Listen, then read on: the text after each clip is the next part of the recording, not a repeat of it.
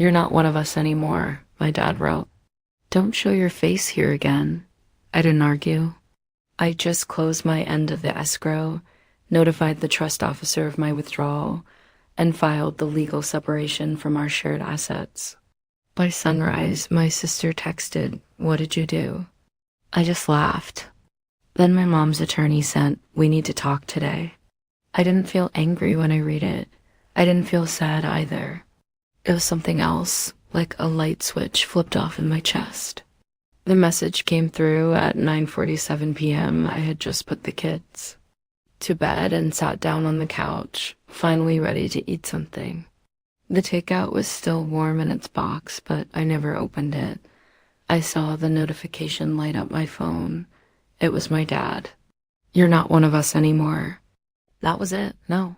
Hey, no. We need to talk. Just 6 words that hit with the weight of a court ruling. I stared at it, expecting something more to follow. Maybe an explanation, maybe even a joke. Sick as that would have been, nothing. Heat sent. It read the moment it was delivered, and then gone offline. I put the phone down, stood up, and just walked around the house for a bit. No destination. I just couldn't sit. My stomach wasn't in knots. My chest didn't hurt. It was more like a click, something settling into place after years of rattling in the wrong socket. 2 days before that, Jessica had called me asking if I could help with her next tuition payment. She was in her 2nd year of an MBA program at Columbia and had already burned through the family fund. I didn't say no. I just told her it was getting hard for me right now. My business was expanding, payroll had doubled, and I had to float a huge shipment delay that nearly tanked our cash flow for the quarter. I didn't even go into details. I just said it was tight. She didn't ask questions. She didn't offer to find another solution. She just said, "Okay," and hung up. That was Tuesday. Thursday night, my dad told me I wasn't part of the family anymore. Friday morning, I found the letter. It was slid through the mail slot like a pizza menu, printed on plain white paper, no envelope, "Don't show your face here again." It was shorter than the message, even colder. The ink hadn't fully dried when I unfolded it, like it had been rushed. I read it once, then again. Then I went to the kitchen, poured myself coffee, and started going through the numbers. First thing I did was close my end of the escrow. Everything we had tied up in long-term development deals gone. I signed off my share, detached my name from the business filings, and forwarded the formal release to the escrow attorney. Next was the trust. My dad loved to brag that we were a family bound by structure. He always said it like a threat. I emailed the trust officer, attached my withdrawal paperwork, and requested removal from all collective financial holdings, assets, and decision-making rights. By 3 p.m., he replied, "Are you sure you want to do this?" I didn't answer. I just sent back the notarized PDF. I filed the legal separation from every joint entity before dinner. That included the house in Tahoe, the downtown office they used, Rentry, and the shell company I'd quietly let them funnel their mistakes through. At 5:08 the next morning, Jessica woke me up with a message. "What did you do?" I stared at it in bed in the dark and laughed. Not because it was funny, but because, for the first time in years, it felt like I could finally breathe without asking permission. At 8:17 a.m., an email from my mom's attorney landed in my inbox. "We need to talk today." So I drove over. No heads up, just walked in. He looked like he hadn't had his coffee yet. His tone was smooth, but his hands gave him away, shuffling papers too quickly, glancing at a screen that probably had a dozen red flag alerts from their bank. He asked if I'd consider putting a hold on the separation, said things were moving too fast, that maybe emotions were high. I told him there was nothing emotional about this. My involvement ended when they made it clear I was just a resource, not a person. What they didn't understand What they never even thought about was that nearly everything they relied on came through me. Not just money, structure, access. My dad's landscaping supply business funded by my private credit line. He never would have gotten the loan with his own name after that, or ESMA's 10 years ago. Jessica's school paid through extensions tied to my business's collateral. She never knew that.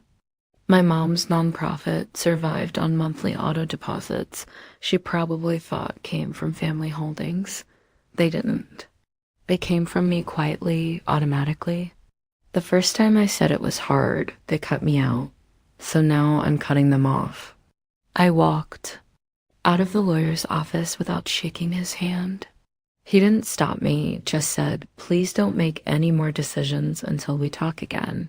I didn't promise him anything, because the decisions had already been made. They just didn't know what those decisions were going to cost them yet. By Monday morning, the cracks started showing. Jessica was the first. She blew up my phone before 8 a.m. calls, messages, voice notes. One text stood out more than the rest. "What did you do?" "My account's frozen. I can't even transfer rent." "Fix it." I stared at it for a minute before putting my phone down. There was nothing to fix, not anymore. Her apartment in Manhattan wasn't cheap. I knew that because I'd co-signed the lease 2 years ago when she decided living on campus was too depressing. The monthly wire from my personal account always hit on the 25th, not this month. The transfer rule had been deleted along with every other scheduled payout connected to me. At 11:12 a.m., I got a call from Greenspine's Bank, Wells Fargo Commercial Division. A woman named Melissa asked if I was confirming the new status of the company card. I told her yes. She paused and asked if I wanted to notify the other card holders. I told her no. They'd find out soon enough.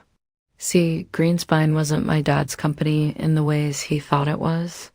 He'd been the founder, but the business loan, my signature, the vendor accounts set up through my network, a corporate credit, all under my credit umbrella.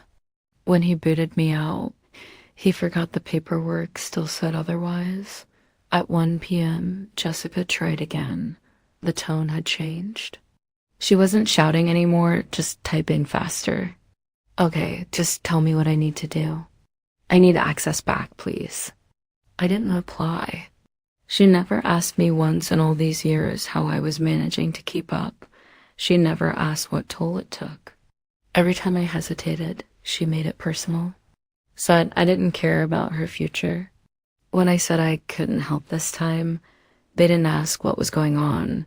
They just erased me. Now they were realizing I was the system they depended on, not just a plug in it. By 3 p.m., my mom's attorney called again. He wasn't composed. This time, he asked if I'd be willing to sign a temporary freeze reversal just to buy time to stabilize the trust. I told him no. He asked what it would take to negotiate. I told him he was too late till my phone buzzed again at 4:30 p.m., a one-line email from my dad. "Fix this now." No greeting, no explanation, just that. It felt like a strange reversal of roles, like he was the one begging now, but still didn't know. How? He used to call me the quiet one because I didn't argue. I just worked, made things happen. I think he thought that silence meant loyalty, that I'd always be around. But it was never loyalty. It was restraint, and that's different. By nightfall, the family group chat was dead. Not even my mom posted her usual end-of-day photo of the dinner table. That quiet used to bother me. Made me feel like I was on the outside of something I kept paying to be part of. But this time, the silence felt earned. I didn't belong in that group anymore. Not because they pushed me out, but because I had finally walked away. And for the first time, I didn't feel guilty. I felt free. By Tuesday, it wasn't just frozen accounts anymore. It was collapse. Jessica finally called from a different number. I picked up out of pure curiosity. She didn't even say hello. "You froze Mom's charity account?" She said they called her in the middle of a board meeting. She didn't even know it was under your name. I didn't answer. She kept talking. Said I was being cruel. Said I was punishing people who loved me. I waited for her to say one honest thing, just one, but it never came. The only reason my mom's nonprofit ever passed compliance was because I gave them my firm's auditing team for free. The reason they had a functioning website, donor pipeline, even electricity, me, monthly funding disguised as family support. They thought the money came from a joint trust. It didn't.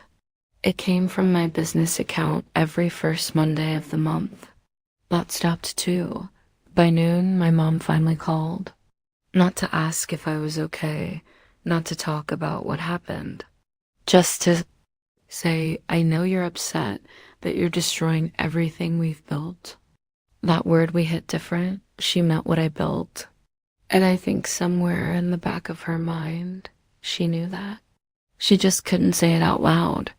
An hour later, her attorney emailed again. Subject line, urgent request to cease all action. He asked if I'd consider a temporary pause on any further changes. Said things were spiraling and they needed time to respond. I didn't reply because there was no pause when they told me I didn't belong. No hesitation when they sent that message. No warning when they wrote that letter. They cut me off without asking a single question, so now I was doing the same with precision. That afternoon, I contacted the accountant, told him to finalize the reallocation of shared properties. Everything under the family holding company was split and my share was cashed out. They'd keep the Tahoe house but lose the Denver flat. They'd keep the warehouse but not the leasing rights. My dad wouldn't know what hit him until his delivery route started getting turned away for non-payment. At 6:01 p.m., I got a call from my old friend Marcus, who does contract fulfillment. He said my dad had just called confused and frantic because his vendors were refusing new orders. Did something happen? Marcus asked. He said the payment channels were down. I told him they weren't down. They were gone. By that night, it was quiet again. Except this time, I knew exactly what they were doing. Sitting in their separate houses on their separate phones, calling lawyers, accountants, board members, trying to figure out how this happened so fast. And the answer was simple. It didn't happen fast. It happened the second they told me I wasn't one of them. Wednesday morning started strange. I woke up to silence. No new emails from my mom's attorney, no text from Jessica, nothing from my dad. For a second, I thought maybe they'd finally given up. Maybe the chaos had pushed them into some kind of stunned retreat. Then my assistant forwarded me a flag notification from our old shared cloud storage account.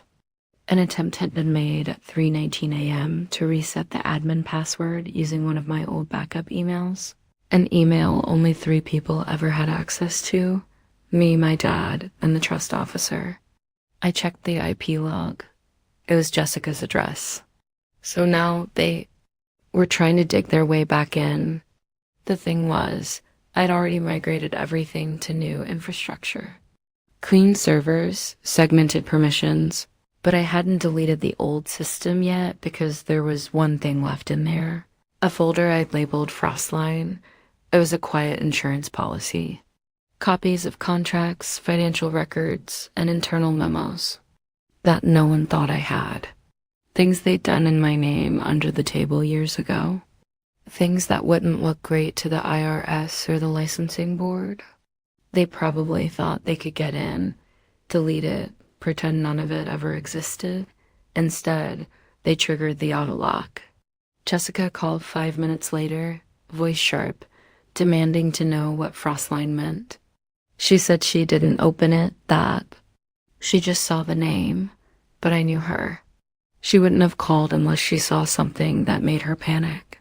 I hung up without answering. At noon, I got a text from the trust officer. First contact since the initial withdrawal. It just said, "Boy, we should talk in person." I agreed to meet him at his office downtown. He looked exhausted.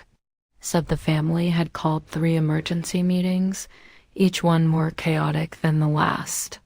My dad was apparently on the verge of liquidating a chunk of his business to cover payroll.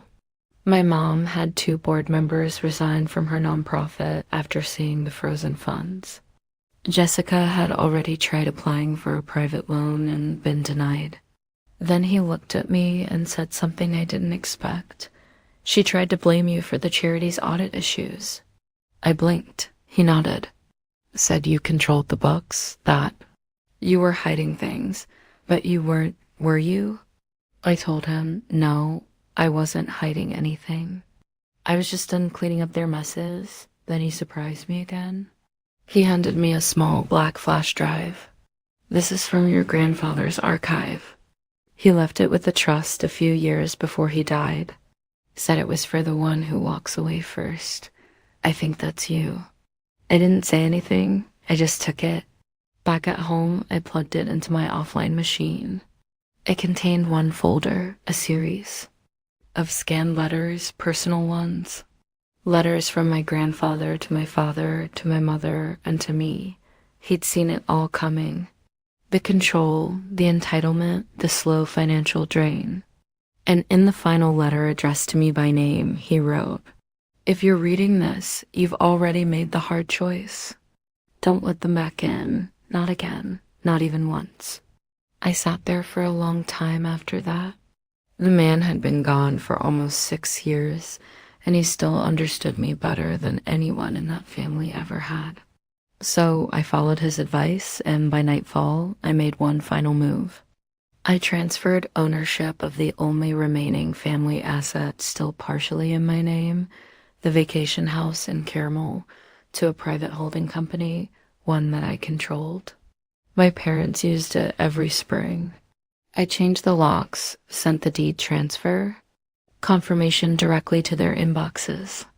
At 8:07 p.m., my mom called for the first time all week. I let it ring.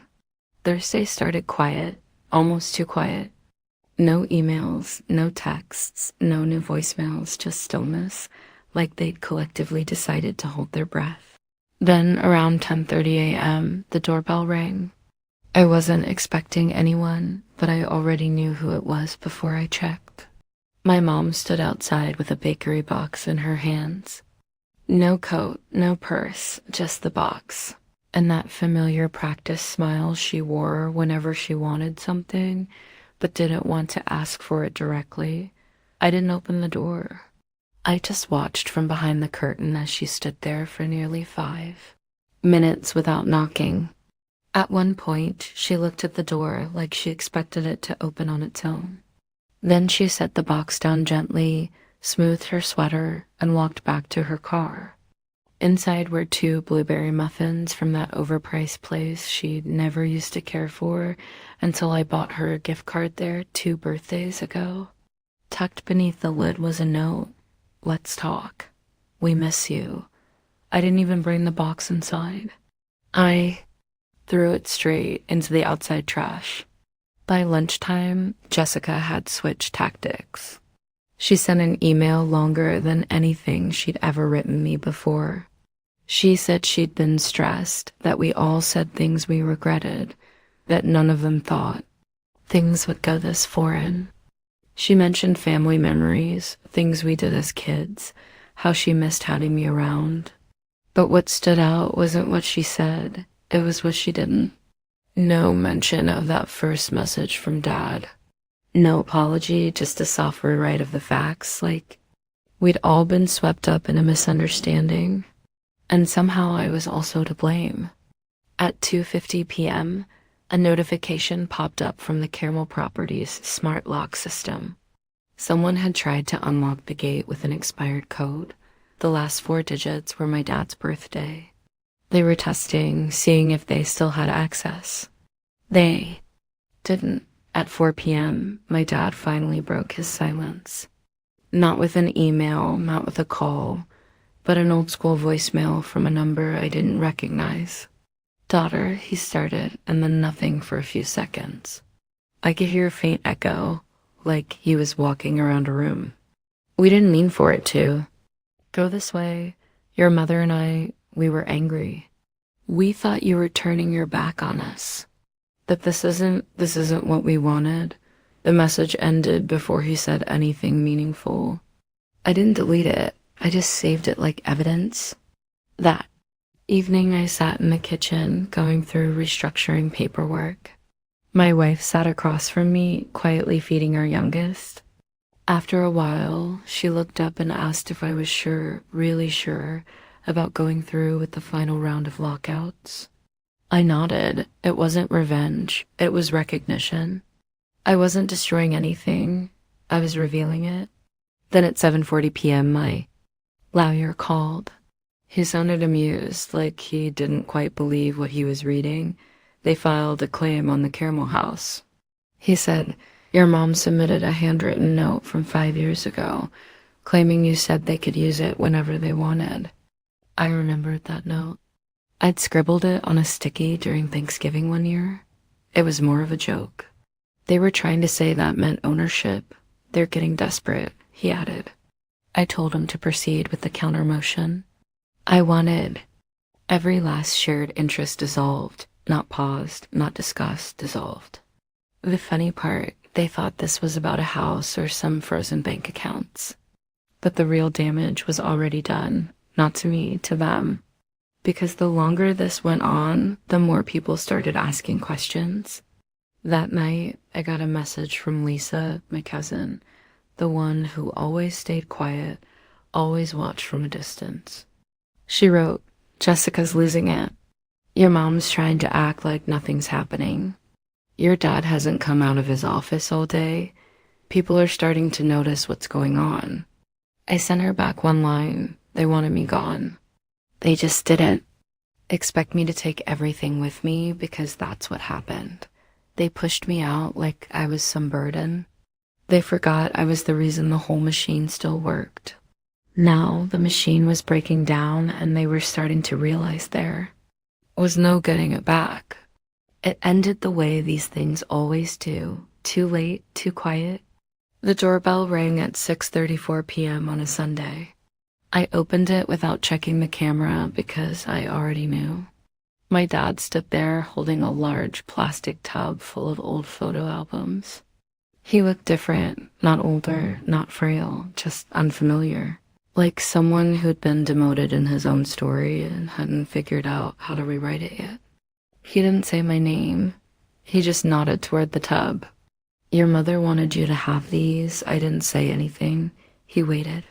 The air between us felt strange, tense, but not in a dangerous way. Like he was standing in the wrong line and knew it, but didn't want to move. I stepped back and let him place the tub down. I didn't invite him in. He didn't ask.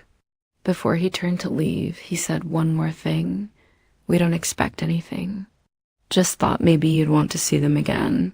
Then he left. Inside the tub were thick albums, peeling pages sticky with time. Childhood trips to Yellowstone. Me holding Jessica in a pool when she was 3. My mom in oversized sunglasses laughing in the sun. All of it felt like a museum now. Pictures of people who had once played the roles well, but have long since stopped believing in them. Over the next few days, the call slowed. The email softened. Even Jessica's tone changed. She sent a carefully worded message saying she understood I needed space and that things got out of hand. She didn't apologize exactly, just hinted at regret. Like it was a coupon she wasn't sure she wanted to use. But I didn't write back. I was done meeting people halfway when they were the ones who burned the bridge. My mom started sending gifts for the kids, books, puzzles, small notes tucked inside with phrases like, "Thinking of you all and miss my grandbabies." She never used their names. She never asked to see them. It was like she was trying to build something but didn't know how to start without a blueprint. My cousin Lisa visited one afternoon, brought coffee, and sat on the porch with me. She said the rest of the family was buzzing. My parents were acting different. "Your mom won't stop talking about your daughter's birthday next month." She said, "She's planning like she's still invited." She wasn't. I told Lissa the truth, that I didn't care if they changed. I didn't care if they sent gifts or played nice or pretended to understand. What mattered was what happened the moment I said it was hard. Just hard, and they told me I wasn't one of them anymore. You don't come back from that. Not really. The court finalized everything that week. The trust dissolution, property separation, the final clean cuts through the mess we used to call shared ownership. Their attorney didn't fight it anymore. He just signed off and moved on, probably tired of pretending they still had leverage. The Carmel house was officially mine. The businesses were fully separated. My dad had to liquidate part of Greenspine to cover back pay for his employees. My mom's nonprofit closed its main office and switched to remote operations. Jessica downgraded to a studio and started hinting on social media that she was learning to live simpler. Every door they once walked through to reach me, financial, legal, emotional, was gone, locked, disconnected. They started showing up anyway. Uninvited visits, not often, but just enough. Dropping off toys, leaving handmade cards, smiling too hard. One time, my mom offered to babysit while my wife and I were getting ready to go out. I told her no. She smiled and said, "Of course I understand," like she didn't. And the worst part, everyone else started turning on me. Distant relatives called and said I should be more forgiving. They're trying, Adeline. Don't punish them forever. Even Lissa looked uneasy when I told her my kids didn't know who their grandparents were. But here's the thing. They made a choice. They told me I wasn't part of them anymore. I didn't scream. I didn't beg. I didn't argue. I just listened, and then I accepted it. Now they want me to forget it all because the fallout scared them, because their hands are empty. But I remember what it looked like when their hands were full and they were still reaching for more. So now when they visit, I let them knock. I open the door. I thank them for the gift. I say the kids are busy. I never let them in. They come in through the visitor's entrance now. They don't sit at the table. They don't stay long. They leave with the same smiles they used to wear when they were lying to my face. And me, I finally sleep. No more late night transfers, no more guilt texts, no more debt wrapped in love. Just